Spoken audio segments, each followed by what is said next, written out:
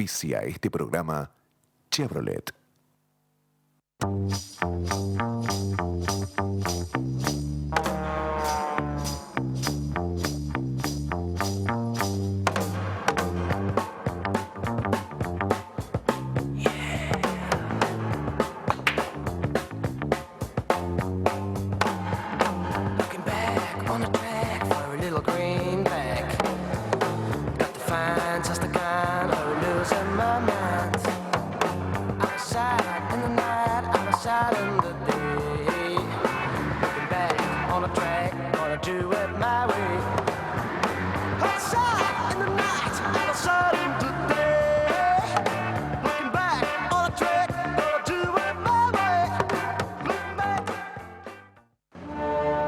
El Río de la Plata es el río color de león, según los poetas, y el más ancho del mundo, según los cartógrafos.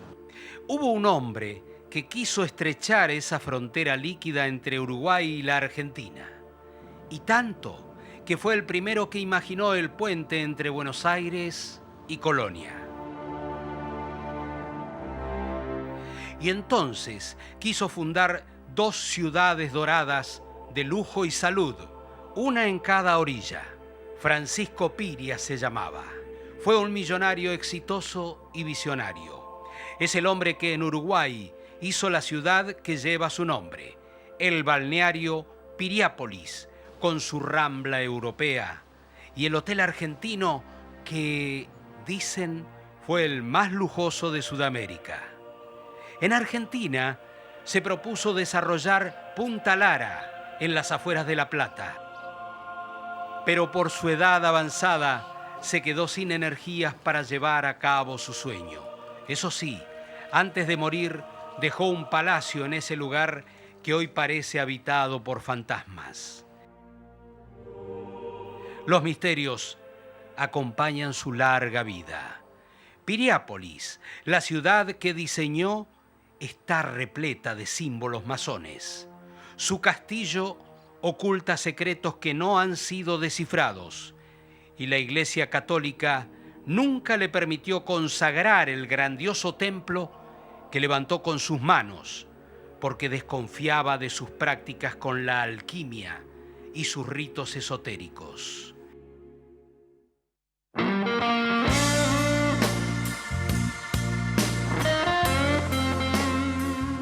Por lo menos una vez por año vengo al Uruguay, a veces hasta 2 veces al año. Me gustan sus campos verdes y serenos, su tránsito sin vorágine, el olor de la naturaleza que viene de las cuchillas que bajan y suben sembradas de pinares. El olor a campo se funde con el olor del mar cuando uno va acercándose a Punta del Este, y en general es un país amable y su gente está a tono con esa geografía sin estridencias. Mi auto viejo y señorial funciona bien en estos espacios amplios. El V8 ronronea feliz. El problema, claro, es cuando se pone sediento. Creo que he visto una luz al otro lado del río.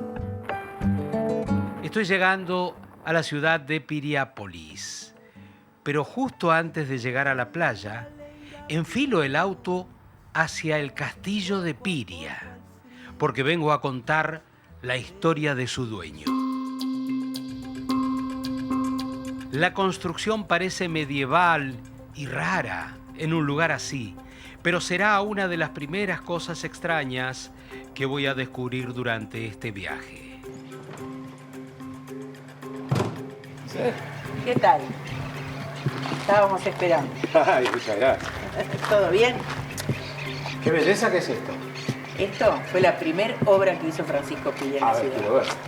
Sisel me mostró algunas de las particularidades que rodean a esta insólita construcción antes de guiarme hasta una altura cerca de la playa donde se ve una panorámica espléndida de toda la ciudad, de los cerros que la rodean y de las playas de Piriápolis.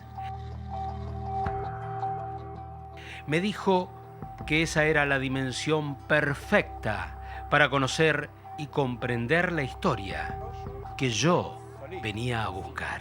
Este balneario fue hecho por un señor llamado Francisco Piria, que al principio lo creyeron loco. Ustedes se imaginen que estamos hablando del 1890. Un señor compra unas tierras rodeadas de cerros para hacer un balneario, cuando la gente no se bañaba en la playa. A 100 kilómetros de Montevideo no había rutas, no había puente, no había nada. Y entonces Piriápolis no se iba a llamar, por supuesto, Piriápolis, iba a tener otro nombre. Pero los periodistas de aquella época decían, ahí está Piria, queriendo ser una ciudad, ¿para qué? Entonces, como lo creyeron loco, empezaron a poner en los periódicos de aquella época Piriápolis, polis que quiere decir ciudad de Piria. Aprovechando esa propaganda gratis que le hacían a Francisco Piria, él dijo, le voy a dejar Piriápolis. Enumeró mentalmente. El hombre hizo la ciudad que lleva su nombre, el castillo donde vivió, la iglesia enorme que está en ruinas, el famoso hotel argentino donde terminaría alojándome con su Rambla de otro tiempo.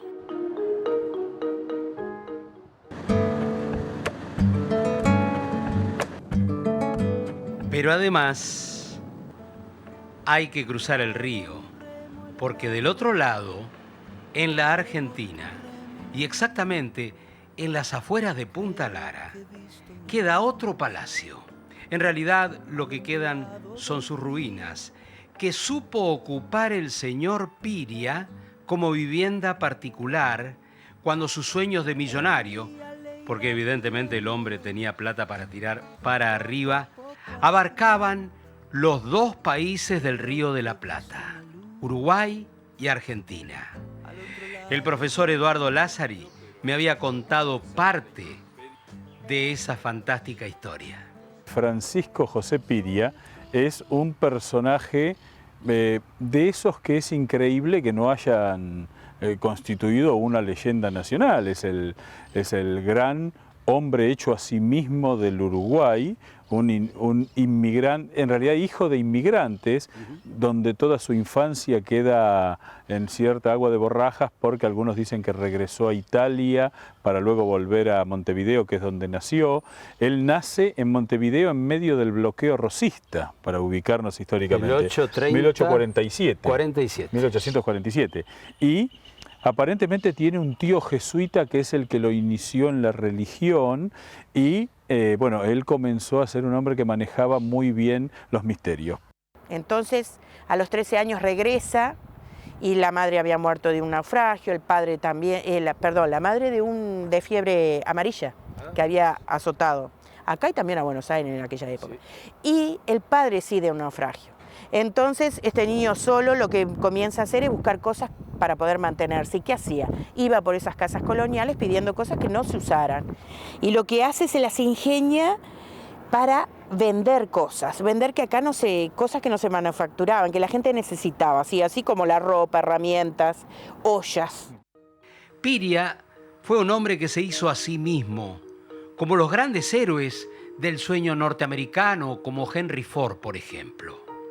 Consiguió ya desde chico un puesto en la feria de Montevideo y empezó a vender y a hacer trueques con la gente que venía del campo, del interior de Uruguay, trayendo frutas y verduras a la feria. Vendía de todo. De todo. Hasta usaba un negro, el negro Sayago, que era boxeador. Entonces el negro iba por el Montevideo llevando unos papelitos donde hacía publicidad de su pelea.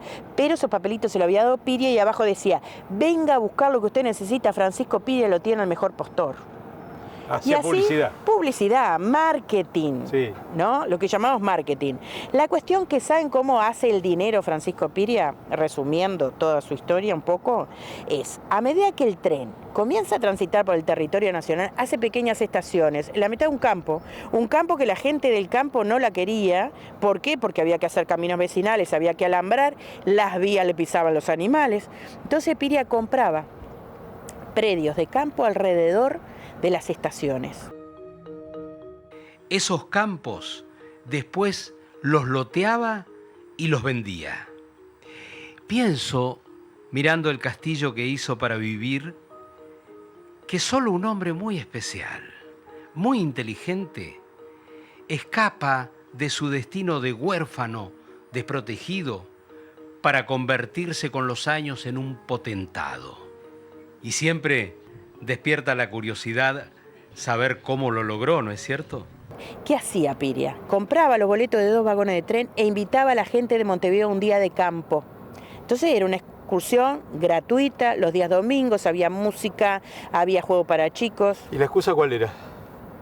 La excursión gratis y conocer, pero a las 3 de la tarde dice que Francisco Piria se vestía de blanco y comenzaba a rematar terrenos. Ay, te veo. La gente a los 15 años terminaba de pagar esos terrenos. Todas las ciudades que hoy son dormitorio de Montevideo, es decir, que la gente trabaja en Montevideo y se va a dormir, todas las que están alrededor, satélites, ciudades satélites de Montevideo, todas van a decir la industrial Francisco Piria. Los barrios de Montevideo, 75 barrios. ¿Saben cuánta plata recibía por mes? 800.000 pesos oro. Era mucha plata. Cada peso oro hoy equivaldría a $24. Ah, bueno. Y ahí dice que empieza a buscar un lugar para hacer un balneario. Francisco Piria ya era un hombre muy rico vendiendo lotes de tierra en Montevideo y alrededores. Y entonces decide ir más allá, ocupar los espacios vacíos de las costas del este de Uruguay. Finalmente un día lo convence un estanciero de visitar su estancia en la zona de Pan de Azúcar, Claro. sobre la costa del Uruguay, sobre el Río de la Plata, y allí entonces quedó enamorado del lugar y empieza a convertirse en un empresario ya con más pretensiones. Él vio que había un cerro en el cual podía obtener granito, vio que había grandes bosques y grandes extensiones donde podía comenzar a, digamos, plantar determinadas especies, y hacia 1890 compra, algunos dicen que 2.700, otros 1.800 hectáreas. Ahí comienza a convertirse en el hombre más rico del Uruguay en toda su historia. Llega acá y dice que siente una cosa en el corazón que inmediatamente tuvo que comprar estas tierras. ¿Cómo? Él lo que dijo que sintió una cosa, que inmediatamente tuvo que comprarlas ese mismo día. ¿Como una seducción? Total. Y lo primero que él se fijó fue la geografía de Piriápolis. ¿Y qué encontró? Un lugar que es un abrazo de la naturaleza entre los cerros y el mar. Hay todo un arco de cerros que contiene el aire que viene del mar. Y como todos sabemos, siempre esos cerros están vertiendo agua. Y lo primero que él hace es su parte agroindustrial, explotar con el granito de todo el cerro Pan de Azúcar, que era lo que le iba a servir para hacer la ciudad. Y lo primero que hace antes de hacer la ciudad es canalizar esa agua. Y eso es lo que nos produce que nosotros tengamos un microclima. Es como cuando uno se pega una ducha, queda relajado, tiene un bebé, lo baña, se duerme. Bueno, en Piriápolis cuando uno llega parece que todo es muy quieto, todo es muy tranquilo, pero lo que Piria lo hace para eso. Lo hace para que la gente cuando llegue al lugar apostar a un turismo salud. Ah. Y hoy, que todo el mundo está tan loco en este mundo que vivimos, llegar acá a Piriápolis el primer día lo que les produce es sueño. Pero eso lo hace todo este microclima, toda la química que hay. Y recién empieza la historia de Piria. Si uno se sube a un avión y cruza el ancho río de la Plata, el río de color de león, en su parte más angosta, va a llegar a este lugar. A este lugar que desde el aire es una mansión edificada a pocos metros del río, rodeada por un bosque y hoy también por un campo donde pastorean los caballos.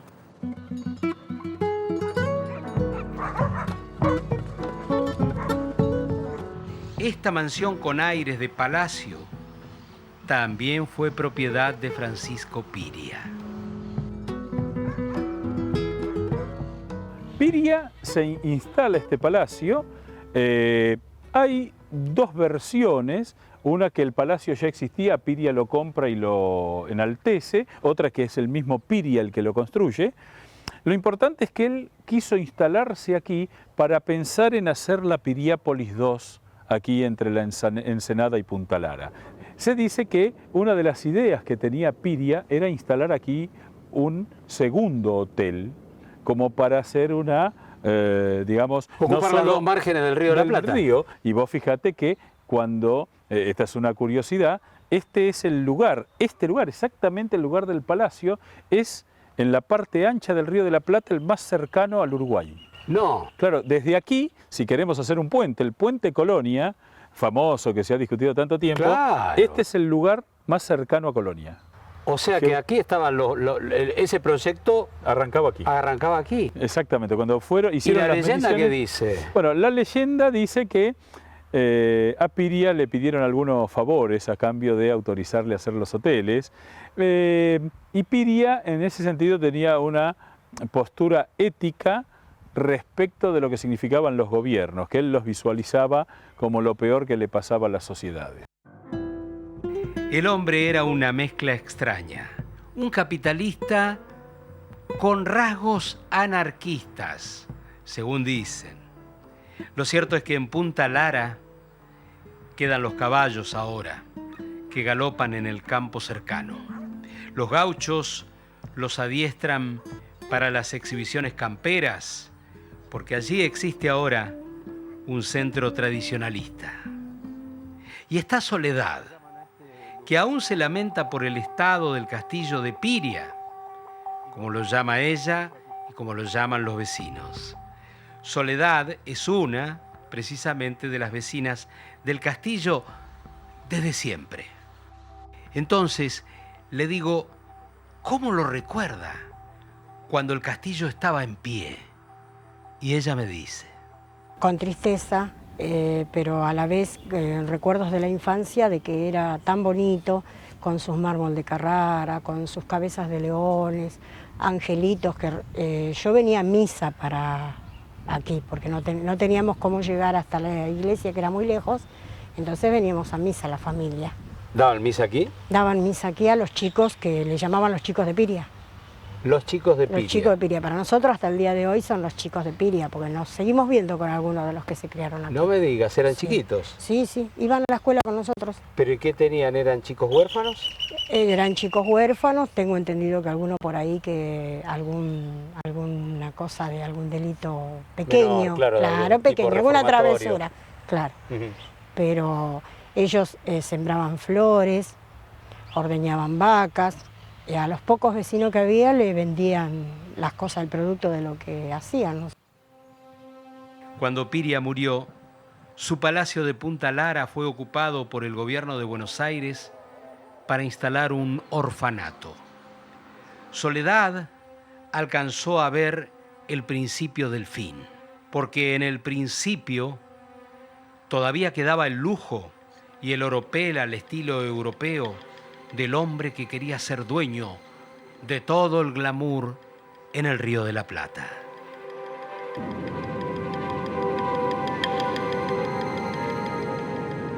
O sea, parecía un palacio.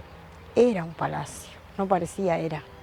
¿Y por dentro cómo lo recordás? Y yo recuerdo el salón de los espejos, que se llamaba, que vos si cerrabas la puerta era todo igual, era todo espejos, todos cristales.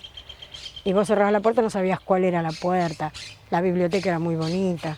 Maderas eran maderas todas importadas, de ébano, de cosas de roble, Mirá vos. cosas de mucho valor. Hasta antes, cuando yo no lo alcancé a ver, pero me comentaron que los picaportes eran de plata, los originales.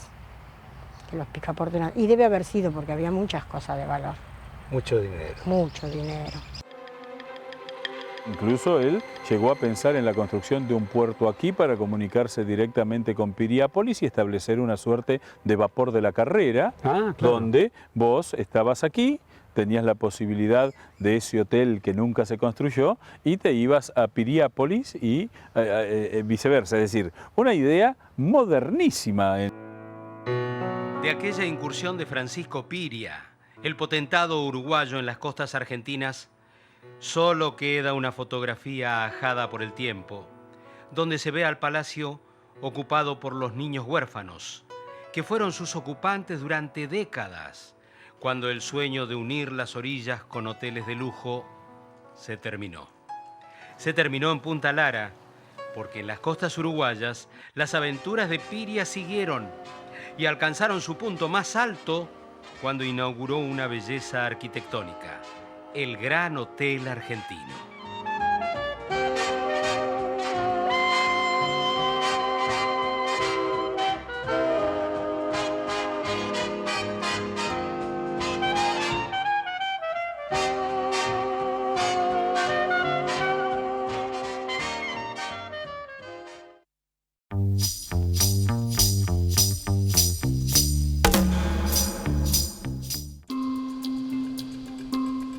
Francisco Piria, el magnate uruguayo que hizo una ciudad de la nada y a la que le dio su nombre, Piriápolis, consumó su sueño de hacer un balneario de estilo francés cuando inauguró el 24 de diciembre de 1930 el Argentino Hotel, después de 10 años de trabajos.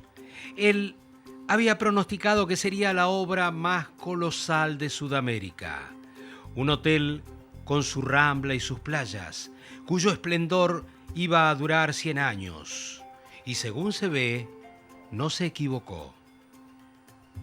Pero ya volveremos específicamente sobre el hotel.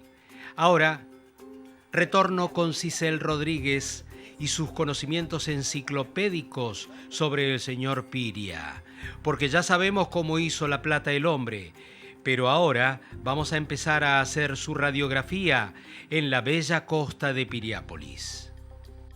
Piria se encontró con un lugar en el mundo muy especial para él.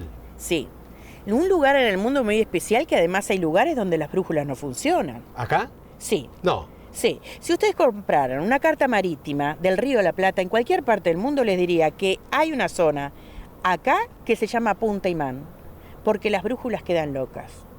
Ah, el diablo. Empezamos con misterios de Piria. Sí, muchos. Muchos. Porque él dijo que quería dejar una ciudad para aquellos que tuvieran ojos para ver. Ah. Por ejemplo, subiendo este cerro hay una imagen. La Virgen Estela Maris. Claro, mirando al mar, ¿no? Así es. Y es cierto, subiendo al cerro, a la derecha, cara al mar, está la estatua. Rara la estatua. La Virgen Estela Maris es la Virgen protectora de los marinos. Esta Virgen está mirando hacia el oeste, a donde el sol se oculta. Pero ustedes tendrían que llegar al lugar y mirarla desde atrás. Ah, ¿por qué?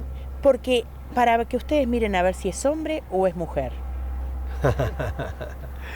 ¿Y si en ese caso?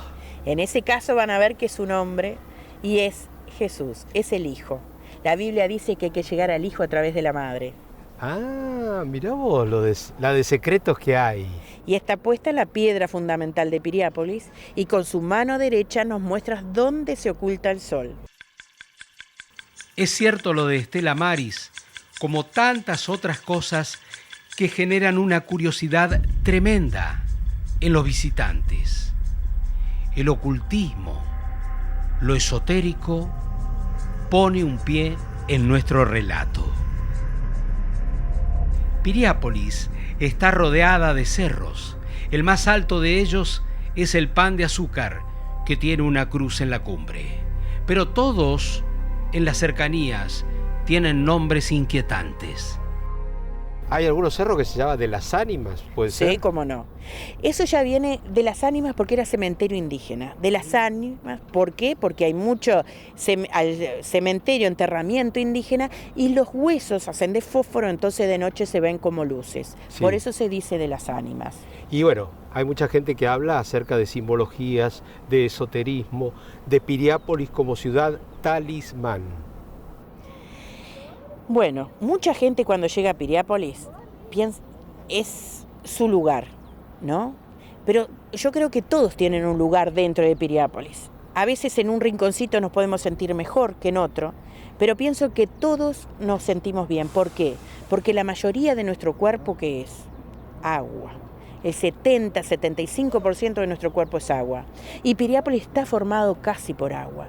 Vivimos como en una burbuja, esto que se contiene entre los cerros y el mar. Entonces nuestro cuerpo comienza a equilibrarse. Para poderse equilibrar, acá cuando uno llega, siente sueño, se duerme. Lo que ocurre con el señor Piria es que su vida estuvo repleta de misterios. Nada de lo que hizo, incluida la arquitectura de sus casas y propiedades, parece casual. Apasionantes misterios que aún hoy no han sido del todo descifrados. El hombre, Piria, tenía ideas audaces.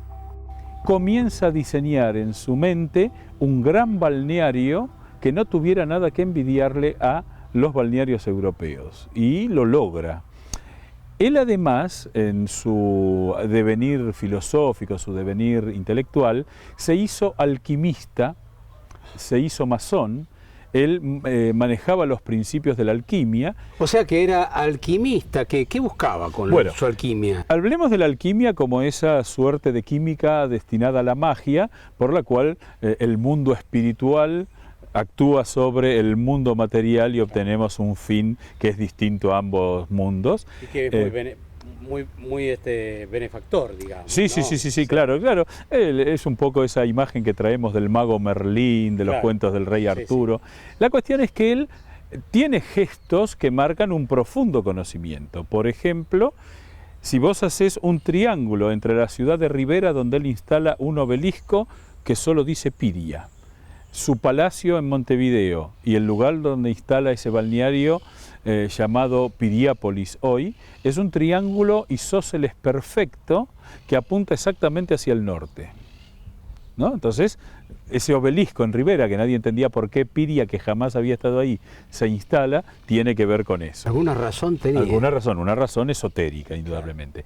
El castillo de Piria, que es una suerte de, digamos, juego de simetrías con este palacio, que está en Piriápolis, una construcción que es como un castillo con algo de arquitectura mudéjar, lleno de símbolos templarios, lleno de símbolos masónicos. Allí cuenta la historia que hay un subsuelo en el cual se practicaban esas magias alquimistas. Y veo ese castillo en Piriápolis y siento un estremecimiento, porque el impacto emocional es notable. Debido al interés que genera la figura de Piria, los uruguayos están restaurando, después de años de abandono, la casa del multimillonario oriental, y así están empezando a iluminar los secretos de su vida. Por ejemplo, el diseño de su propia ciudad, Piriápolis.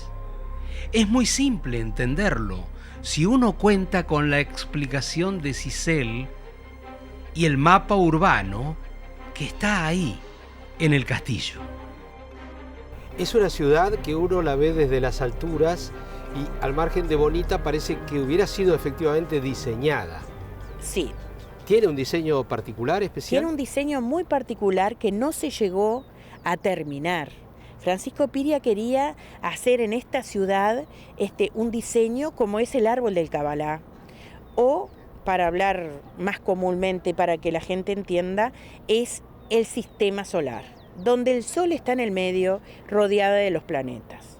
Entonces a Piria no le dio el tiempo de diseñar toda la ciudad así, y lo que hace es ponerla en el lugar donde se llama Punta Fría, que es Punta Imán, donde el norte no es el norte ni el sur es el sur.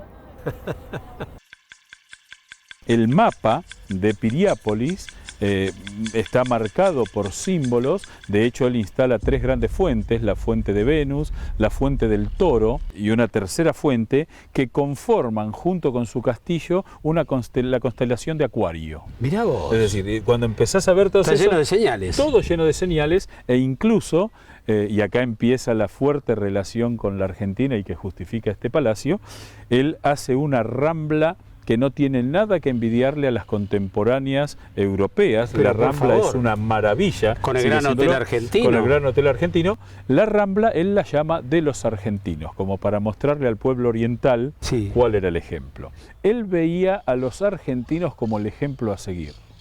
Él decía que el problema era que los orientales tomaban mucho mate, que era una suerte de jactancia de la holgazanería, y veía a los argentinos, esa gente laboriosa que son como los yanquis sudamericanos. Mirá vos, ¿y de qué año hablamos? Estamos hablando de 1900-1905.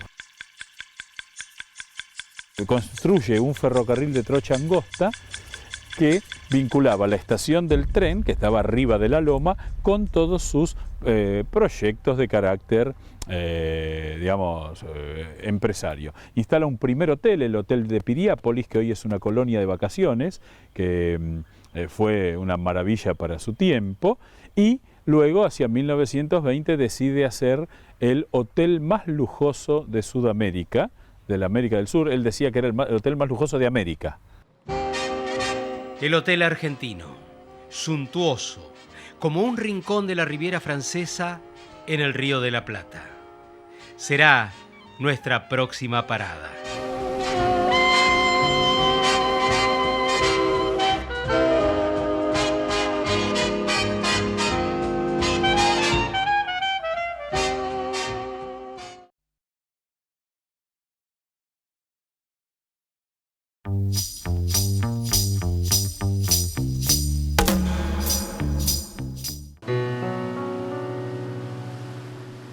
A las puertas del verano, Piriápolis se vuelve una ciudad con un encanto especial.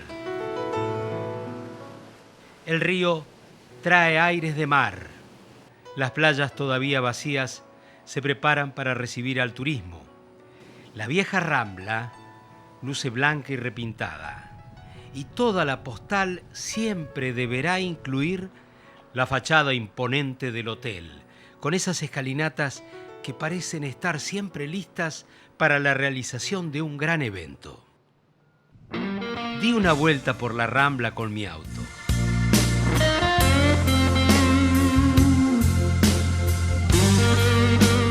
Una tarde soleada, con temperatura en ascenso, pero una brisa fresca hacía todo más tolerable. Y todo funcionaba a la perfección. Había una armonía estética entre todas las cosas, incluso con mi auto, porque la gente recibía favorablemente su presencia.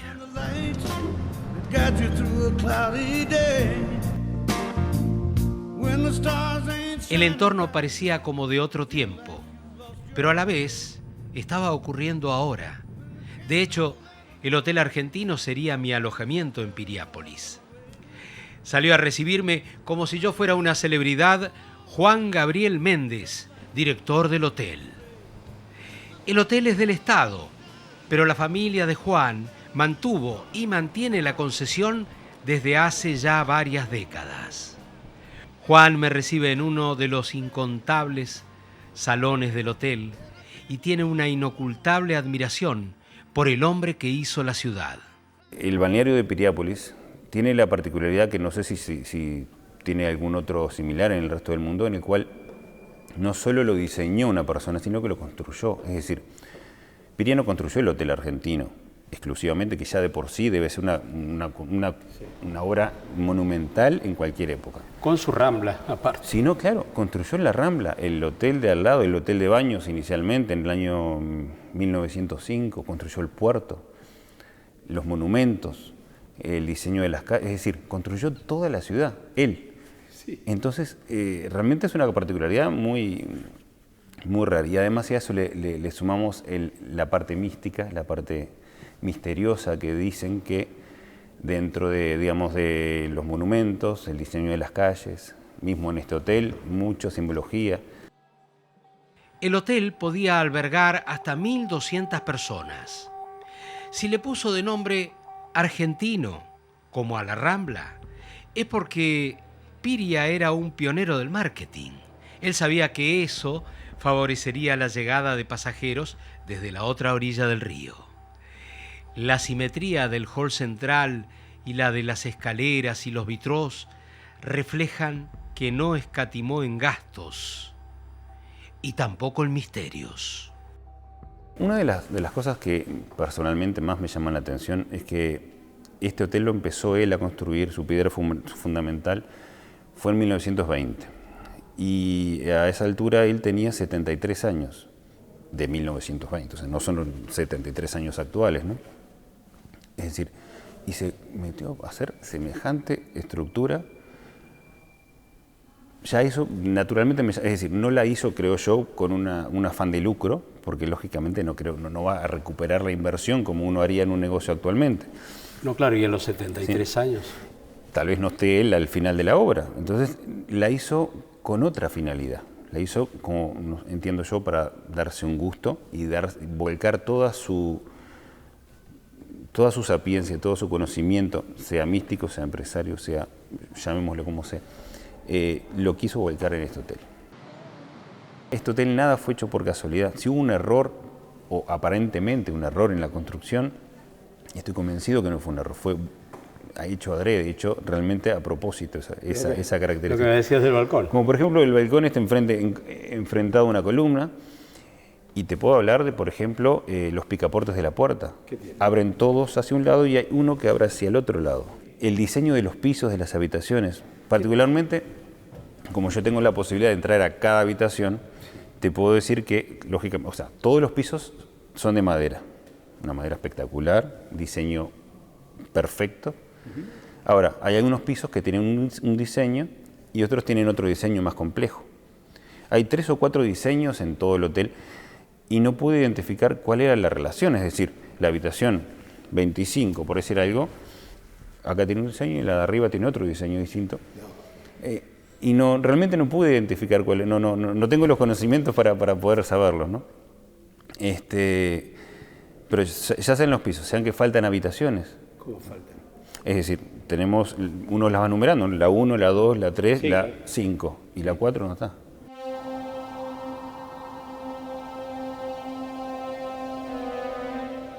Todavía se luce la vajilla de plata, todavía quedan los monogramas del hotel, y en un busto, junto a las estatuas, el recuerdo del hombre que lo hizo posible, Francisco Piria. ¿Y cómo quedó instalado Piria en el imaginario colectivo, digamos, de Piriápolis? Lo adoran. Sí. Todo lo que hizo Piria está espectacularmente bien hecho, bien logrado, bien diseñado. O sea, me hubiera gustado mucho conocerlo, ¿no? Sería muy interesante tener una charla con él. Claro. Con muchos misterios, sumamente inteligente. Y estoy seguro que cuando falleció, hasta el día anterior, estaba con proyectos, estaba con ideas, estaba con...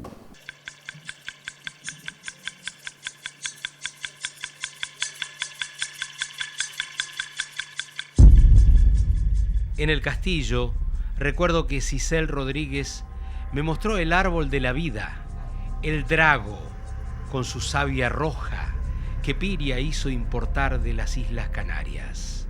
Un árbol de gran longevidad, también llamado el árbol dragón. El ocultismo lo tiene como árbol emblemático.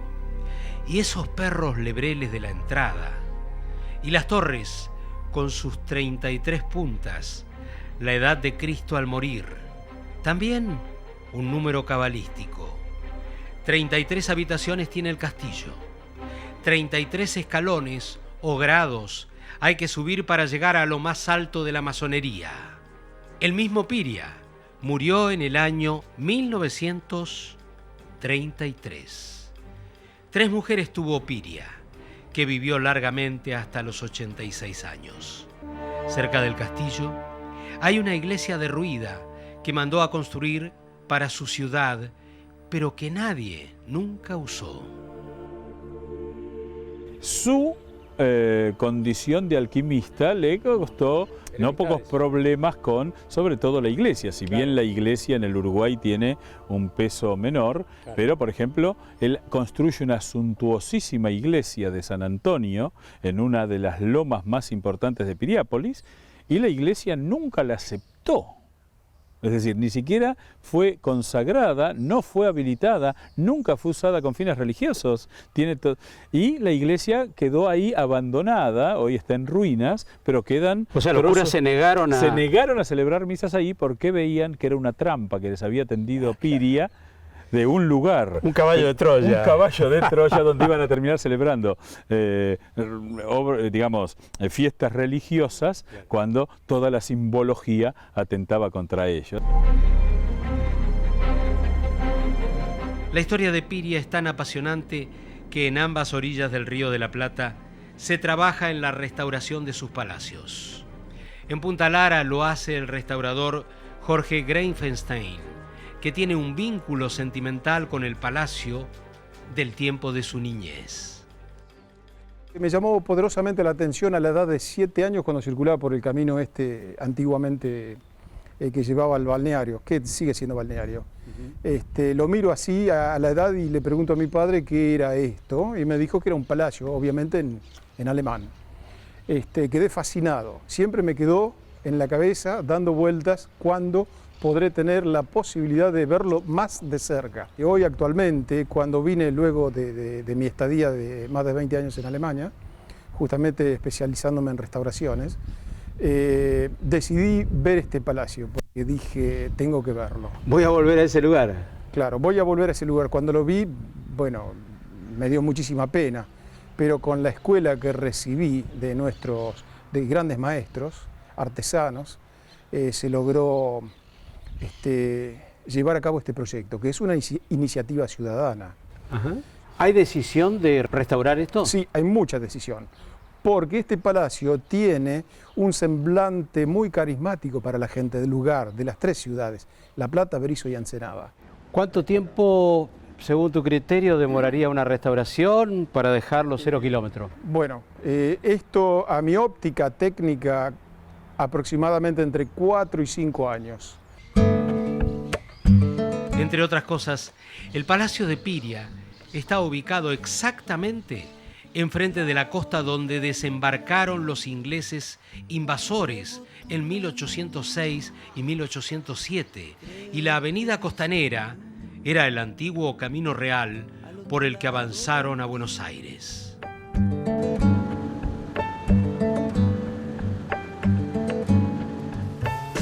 El día le irá pudiendo. Y así terminé mi historia sobre el señor Piria. Como se ve, un excéntrico y misterioso millonario que en Uruguay dejó muchas cosas fuera de la ciudad que lleva su nombre. Como yo, quien venga a Piriápolis disfrutará de la belleza de sus playas, de la amabilidad de su gente, de la sólida estampa del hotel argentino y de todos los misterios que dejó su fundador. Oigo una voz que me llama, casi un suspiro. Rema. Mientras yo pensaba estas cosas, mi viejo auto volvió a hacer ronronear sus 8 cilindros entre las serenas lomadas uruguayas camino a Montevideo. Creo que he visto una luz al otro lado del río.